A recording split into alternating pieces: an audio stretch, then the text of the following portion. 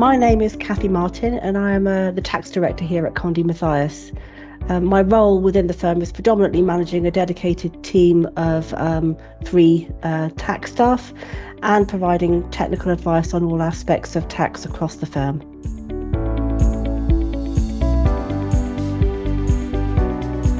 The start of a new tax year is a good time to review your finances and make the most of the tax allowances and reliefs available. For instance, this may mean making the most of the new ISA rules, which allows you to open 2 cash ISAs with different providers, as long as the total invested is within the 20,000 annual allowance. It provides much more flexibility in accessing higher rates of return on certain ISAs. Also, from 24-25, you can transfer part of your ISA portfolio from one provider to another without moving anything. This flexibility will also allow you to explore cheaper ISA providers, potentially saving on their fees. With personal allowance frozen for 2024-25, it's important to take advantage of other tax reliefs and allowances which may reduce your tax bill. The trading allowance is a good example of this, where you can earn up to £1,000 annually tax-free. If you're married or in civil partnership, you may be able to use the marriage allowance to increase your tax-free income. For 24-25, this can be up to £252 for the year. The capital gains tax annual tax-free allowance has been halved, so it's dropped from £6,000 down to £3,000 in 24-25. This may mean more people could be subject to capital gains tax. However, the rate for higher rate taxpayers relating to the sale of residential properties has fallen from 28% to 24% from the 6th of April 2024. The tax-free allowance for dividends has also decreased. It's decreased from £1,000 to £500 from the 6th of April 2024. So that this really highlights the importance of ISAs for investors, because dividends paid from those investments will remain tax-free.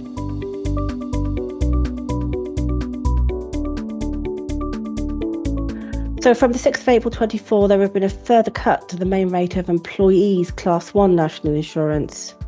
So it's dropped from 10% down to 8%, which will produce savings for all employees who are paid above the national insurance threshold.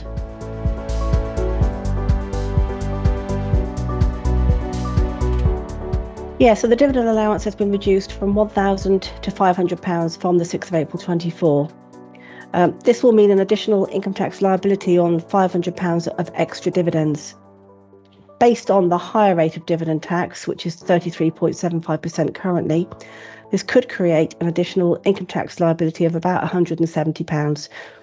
So it would be prudent to keep the dividend payments within the basic rate threshold to limit the additional income tax to 8.75%.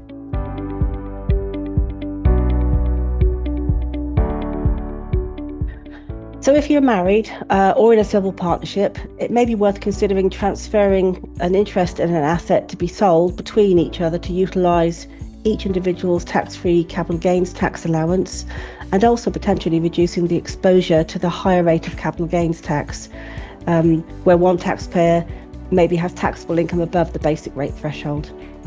Also, if you have realised losses or potentially unrealised capital losses, it may be prudent to think about utilising these to reduce any potential exposure to capital gains tax.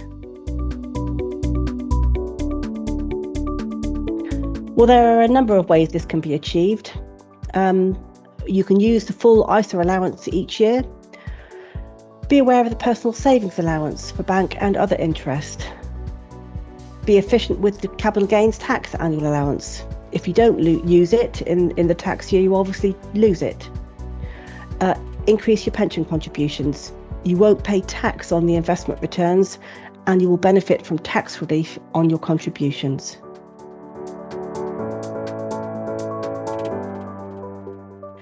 The pension annual allowance for 24-25 is currently set at £60,000. This is the total value that can be paid into all your pensions before triggering a tax charge. Lower limits may apply if you are a higher earner or have already accessed a pension. However, if you have unused allowances in the previous 3 tax years, these can be carried forward and used, providing you have sufficient net relevant earnings to cover them.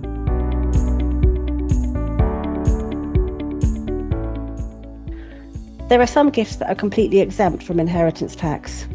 These include gifts of up to £3,000 each tax year, gifts for weddings or civil partnerships, and that will vary, the amounts will vary depending on if you're parents or grandparents, gifts out of regular income, and small gifts of up to £250 per person per tax year, and that's as long as you have not used up another allowance on the same person. An individual can also make gifts of any asset or any other amount without being immediately chargeable to inheritance tax.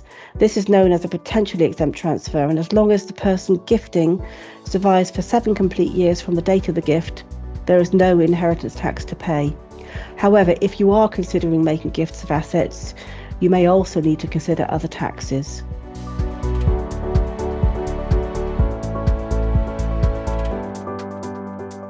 The government's increased the high income child benefit charge threshold at which the child benefit begins to be clawed back.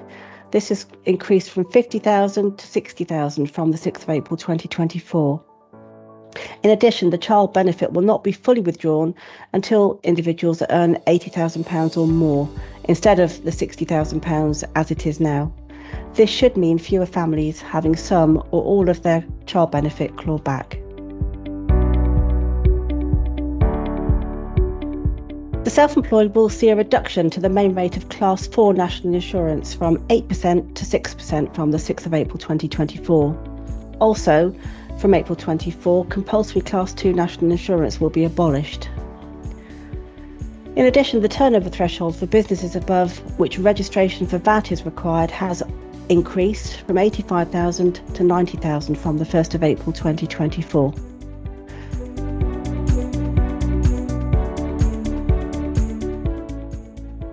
From April 23 until the end of March 2026, companies can claim 100% capital allowances on qualifying plant and machinery investments.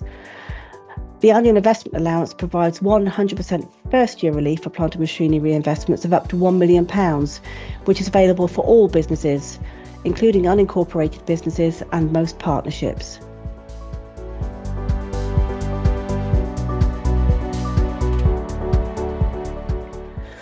So there are significant changes coming in from the 6th of April 2025 for the tax treatment of furnished holiday lettings. This includes a restriction on income tax relief, no claims for certain capital allowances, and withdrawing all business reliefs. We have yet to see the draft legislation, but once this is issued, we can review the current position of these types of lettings and advise on the impact of the changes, mainly in terms of the restriction on the income tax relief, on mortgage interest, losses brought forward, and capital allowances clawbacks.